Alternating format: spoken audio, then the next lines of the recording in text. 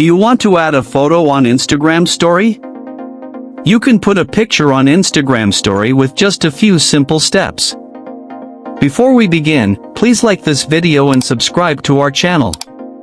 I've also included some helpful tools and apps in the description, so be sure to check them out. To add a picture to an Instagram story, first, open the Instagram app on your mobile device. Once you're in Instagram, tap on the plus icon at the top left of the screen to create a new story.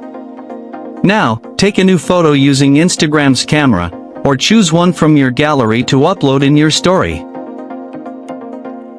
Once the picture is added, you can add stickers, text, filters, music, or effects to make your story more engaging. You can also resize, rotate, or reposition your photo if needed. When you're happy with your story, tap on your story to share it with all your followers.